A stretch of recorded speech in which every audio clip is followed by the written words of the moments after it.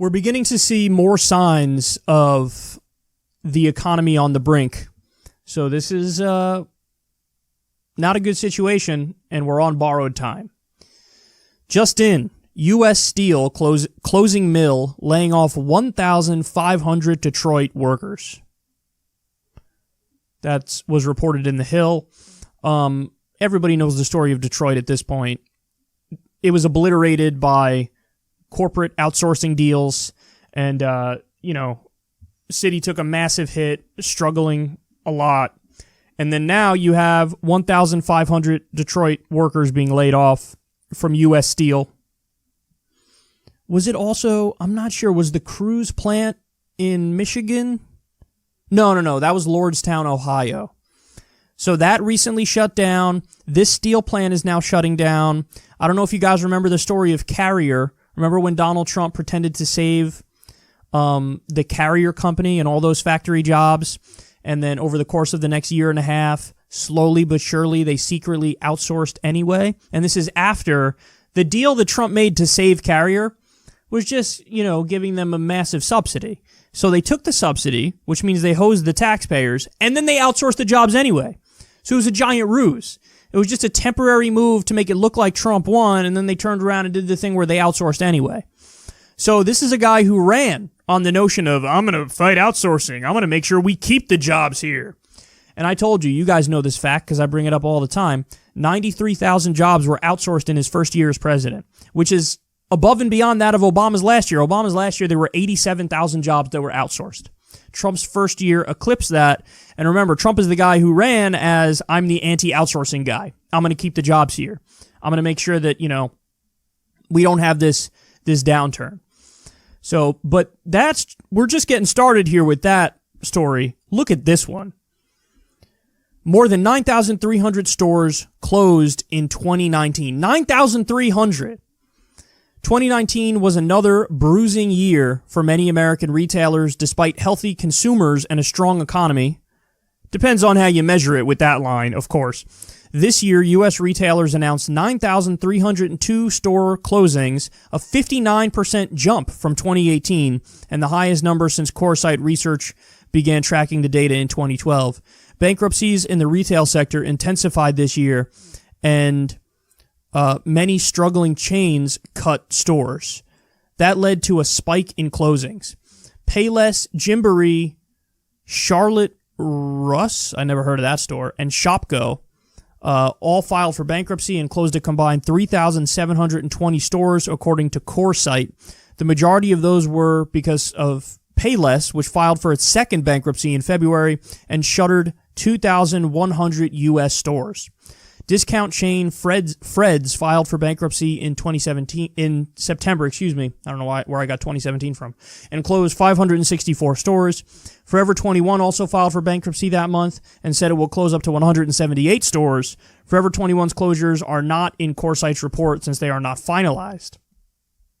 Other retailers such as Ann Taylor, parent Ascena Retail, Family Dollar, GNC, Walgreens, Signet Jewelers, Victoria's Secret, and JCPenney slashed their store footprints to save money and prop up higher performing stores. Now, this is something I've talked about on this show for a long time, which is I don't even know what the catalyst of the next crash will be. I just know we're going to have another crash. And so there's a million things you could point to. You could literally point to the housing market, which is the thing that caused the subprime mortgage crisis and the Great Recession in the first place in 2008, a little over a decade ago. It could be that again. It absolutely could be that again. No doubt about it. It could be the student loan debt crisis. We have over $1 trillion in student loan debt. Could be the credit card debt crisis. We have over $1 trillion in credit card debt. It could have something to do with the derivatives market, which is a giant unregulated casino capitalist marketplace that very few people even understand to begin with. And now, apparently, we have a little bit of a retail crisis. Well, I mean, obviously, we have the crisis of outsourcing, which has been going on for a long time as well. And you have the crisis of automation, the end of retail stores, and more of a move towards online shopping. So there's a giant upheaval going on in the economy right now. And dealing with it is going to be incredibly difficult, especially since... So the crash is coming, it's just a matter of when. It's a terrifying thing because if the crash comes with a Republican in office, they're going to do exactly the wrong thing and they're going to exacerbate the crisis. Namely, they'll cut government spending, which will spiral us further and further down the deep dark hole, and it'll be either a recession and maybe even a depression at some point. So that's a giant problem.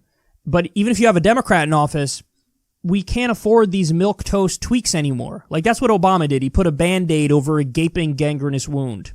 He bailed out GM, which I think was a good move, but he also bailed out Wall Street and didn't prosecute any bankers. I think that was a terrible move. And then he also did Dodd-Frank, the Dodd-Frank reform. Wasn't nearly strong enough. It did like 20% of everything it should have done. It didn't even bring back Glass-Steagall, which is absolutely necessary. You need to have an FDR-style character in office when the crash hits, dog, or else we're in big trouble. We're in big trouble. And, you know, you're going to need something similar to the jobs program that FDR set up, the public works program. You're going to need new social safety net programs. You're going to need new universal programs to soften the brunt of this. You're going to need healthcare. Like, the basics should be off the table, and then after that, we need to have a serious discussion as to the direction of the economy when the crash hits. And that's the thing. That's why you really need somebody in office who believes in a New Deal or a Green New Deal. Like, when the crash hits, we could literally go right to that FDR playbook again and say, oh, he did the New Deal, built the infrastructure. If a crash hits again, we have the roadmap. Do a Green New Deal. Build the infrastructure, green and renewable technology, rebuild roads, bridges, airports, get people to work. We can do that, but it's a terrifying thought that you might have a Republican or a corporate Democrat in office when the crash hits. And, you know, listen, they will... The thing is, every time there's a recession or a depression, the partisans are going to be out there making their own case. And the Republicans will always say, oh, no, the problem is... the government was too involved in the first place. That's what led to the crash, is too much government involvement. And so let's go in the direction where there's no government. So let's cut regulation more. Let's cut taxes for the rich more. Let's cut social spending more. So that'll be the argument they make. So in other words, exacerbate the crisis and pretend like that's the solution. That's what's going to happen. By the same token, back in 2008 when we had the crash, one of the top-selling books was Ayn Rand, because people were looking for why did the crash happen and what could we do to prevent another one? And they went in the exact wrong direction. And they went towards more of what would cause the problem. And so you just got to hope that that ideology is not there. But no matter what happens, there will be people saying that we need to go more in that direction when the crash hits. And so the left better knuckle up and get ready, because we have to make the counter argument and we have to let everybody know we have the roadmap. The roadmap is what FDR did. And when the crash hits, we're going to have to go in a similar direction like he did. And that's really the only way we can avert a worst case scenario with tremendous suffering, because there's too much going on in this economy that's completely unstable. And it doesn't help that our government is totally corrupted in the process as well. So prepare yourself.